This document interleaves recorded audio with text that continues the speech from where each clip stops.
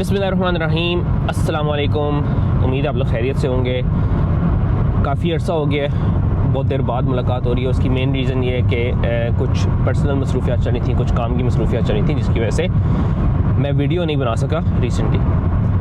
अभी भी मैं काम पे ही जा रहा हूँ, आजकल काफ़ी बिजी चल रहा है काम। अभी रिसेंटली कह लें कि मेरे एक बहुत ही क्लोज़ रिलेटिव, उनके साथ एक इवेंट हुआ, जिसकी वजह से मैंने सोचा कि इस मामले में भी लोगों को एजुकेट करना ज़रूरी है। इस वजह से आज का टॉपिक जो हम डिस्कस करने जा रहे हैं वो है दमा और दमे की बीमारी, और दमे की बीमारी में होता क्या है और कैसे कैसे इस से बचा जा सकता है, इसका इलाज किया जा सकता है। खैर, अभी मैं काम पे जा रहा हूँ और काम आजकल बहुत बिजी जा रहा है। उसकी मेन रीज़न कोविड की वजह से सब कुछ बंद था, तो अब जैसे ही सब कुछ खुला है तो अब ऑपरेशन वगैरह काफ़ी तेज़ी से शुरू हो गए, तो वो रश जो है बन गया हॉस्पिटल में। तो जी जिन रिलेटिव का मैं जिक्र कर रहा हूँ, उनको सांस की तकलीफ़ हुई, कोविड वगैरह का टेस्ट कराया, नेगेटिव था। तो उन्होंने फिर डॉक्टर साहब एक हैं वहाँ पे, मशहूर हैं, बाहर से हालांकि पढ़े हुए हैं, और वो आए और पाकिस्तान में सर्विसेज दे रहे हैं। उनको इस बात की दाद देनी चाहिए। तो उन्होंने उससे आगे रब्ता किया और उन डॉक्टर साहब ने उनको काफ़ी सारी दवाइयाँ लिख दी जो कि अक्सर दमे की थी। और जिन रिलेटिव का जिक्र कर रहा हूँ उनकी एज 50 से ऊपर होगी। तो खैर वो आई हैं, उन्होंने मुझे जब दवाइयाँ दिखाई हैं तो फिर में कुछ बातें आई, मैंने कहा कि वो आपसे डिस्कस कीजिए। और इसकी एक बहुत बड़ी रीज़न ये है कि मैं ख़ुद दमे का मरीज़ हूँ। मेरे घर में काफ़ी लोग जो है दमे के मरीज़ हैं, और मुझे बचपन से बीमारी रही है, और मुझे पता है कि जब सवेर किस्म का दमा चल रहा हो तो क्या मसला होता है, और हल्का फुल्का चल रहा हो तो क्या मसला होता है, और क्या कौन सा ट्रीटमेंट इसके लिए यूज़ किया जाता है। और वैसे भी मैं आईसीयू में क्यों काम करता हूँ, आईसीयू में दमे का मरीज़ जब आता है तो बहुत सीरियस होता है, तो मैंने कहा उसके ऊपर भी थोड़ा सा हम टच करेंगे। पहले मैं आपको ज़रा ब्रीफली दमे के बारे में बता देता हूँ, क्योंकि दमा इज़ अ वेरी एक्सटेंसिव बीमारी। दमे में होता यह है कि ये जो आप सांस की मेन नाली देख रहे हैं ना, जिसको आप ट्रकिया कहते हैं या विंड पाइप कहा जाता है आम अल्फाज में, ये आपके लंग्स में जाके डिवाइड होती है बहुत छोटी छोटी सांस की नालियों में।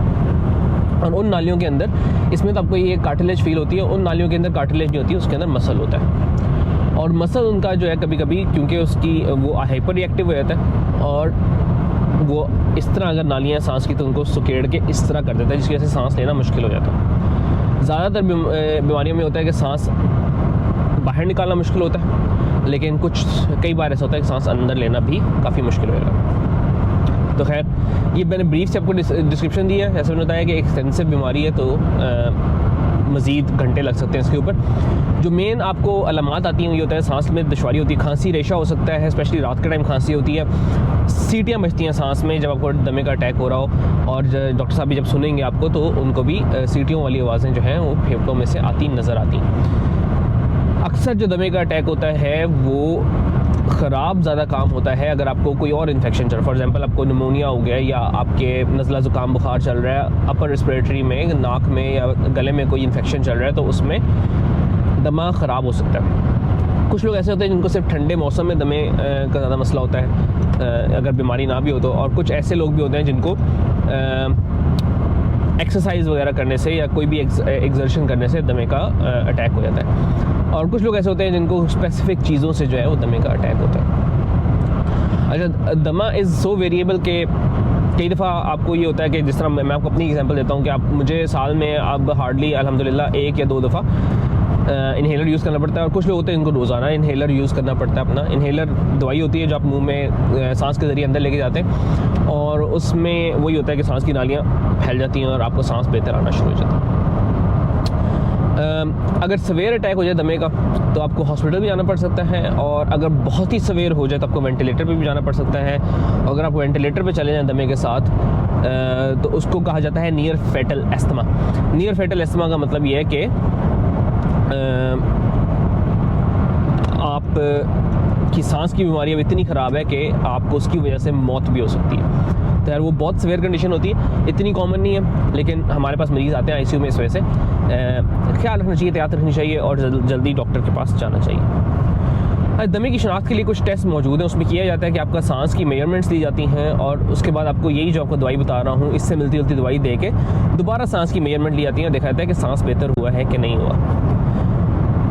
अब ये जो पूरी डिस्कशन का मकसद था वो ये था कि ये डॉक्टर साहब जो कि बाहर से ट्रेनिंग लेके आए हैं, इन्होंने भी टेस्ट कराए बगैर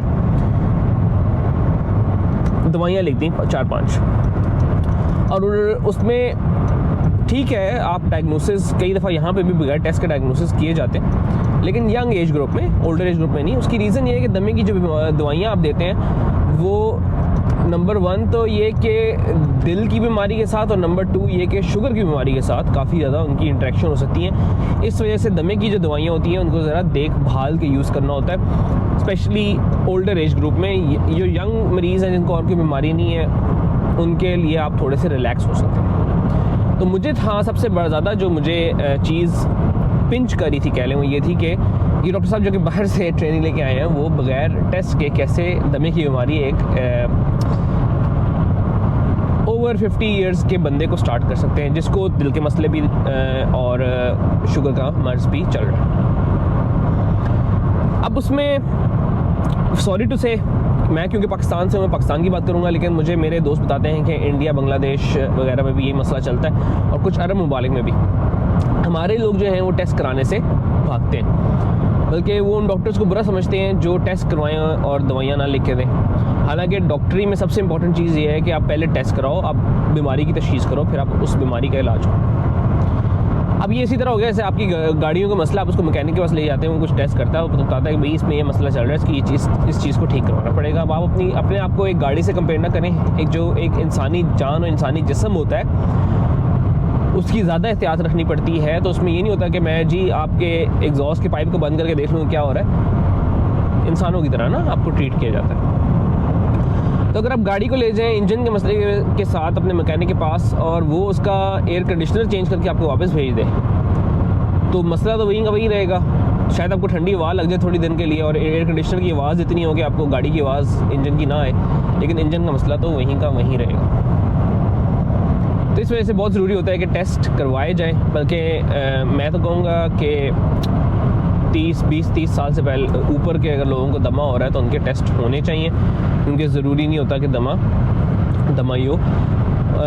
मल्टीपल रीज़न, इसकी सबसे बड़ी एक वजह यह है कि कई दफ़ा दिल की बीमारी जो होती है वो दमे की तरह आती है आगे, हार्ट फेलियर होता है, और लगता ये है सुनने में कि दमा है, आपको वही सीटियाँ सुनाई देती हैं। और दूसरा ये भी है कि आपने दमे के लिए के इलाज के लिए अगर कभी स्टेरॉइड यूज़ करने हैं, हमारे लोग स्टेरॉइड से भागते हैं, लेकिन अगर स्टेरॉइड यूज़ करने हैं तो वो आपकी ब्लड शुगर को ऐसे ऊपर ले जाते हैं, ब्लड प्रेशर को ऊपर नीचे करते हैं। इस वजह से इन चीज़ों का ख्याल रखना ज़रूरी होता है। अच्छा यार, अब ज़रा जल्दी से दमे का इलाज मैं आपको बता देता हूँ क्या होता है। इन्हेलर होते हैं। इन्हेलर क्या चीज़ होती है? दवाई होती है जिसको एरोसोल फॉर्म में, जिस तरह टाइनी बिल्कुल छोटे छोटे कतरों की फॉर्म में ट्रांसफॉर्म किया जाता है, और वो फिर आप सांस के ज़रिए इन्हेल करते हैं। इन्हेलर इसलिए यूज़ किए जाते हैं क्योंकि वो एग्जैक्ट आपके फेफड़ों में डायरेक्ट जाते हैं, और उनके साइड इफ़ेक्ट्स कम से कम होते हैं।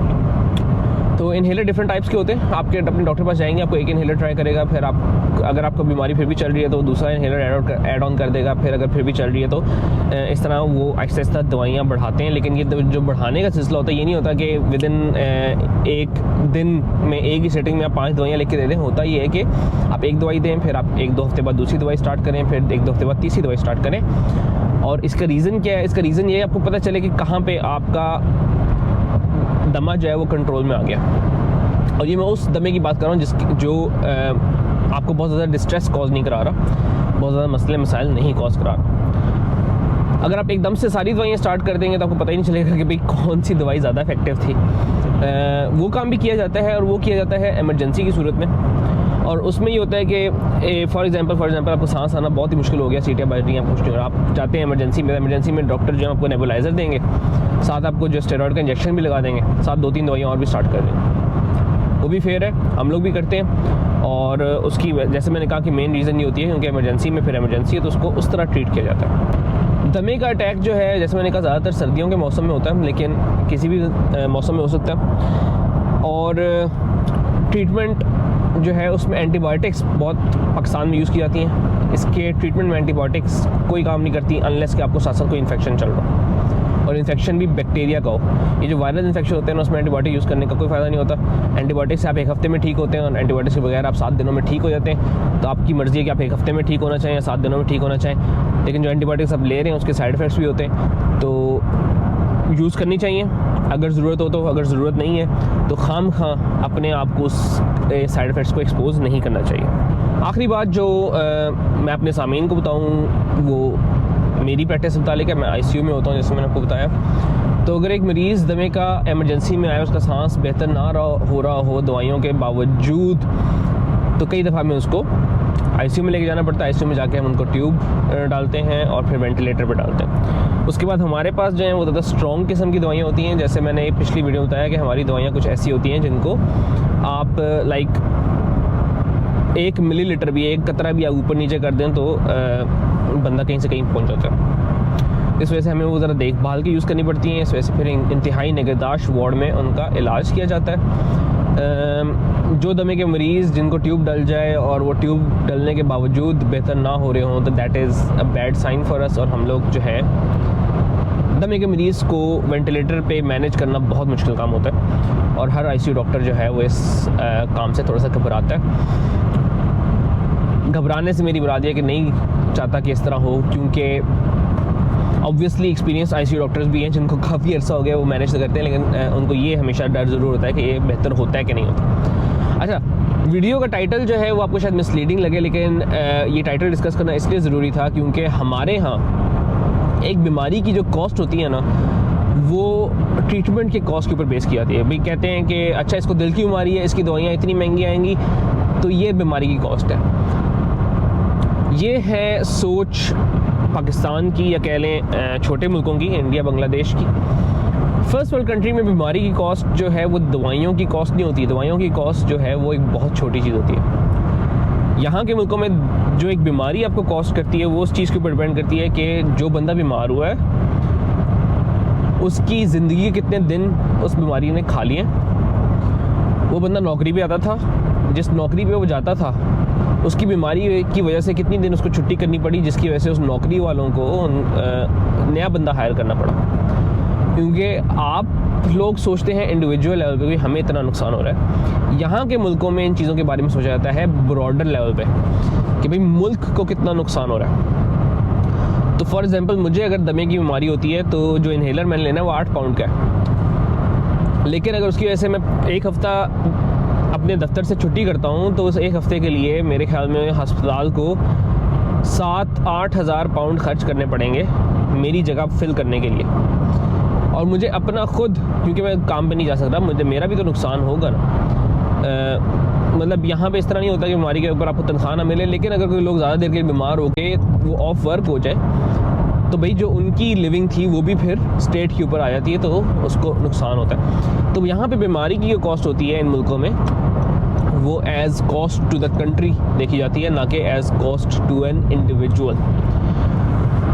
तो दमे की बीमारी जो है वो बहुत ज़्यादा कॉस्ट करती है, और उसकी रीज़न ये है कि बहुत कॉमन है।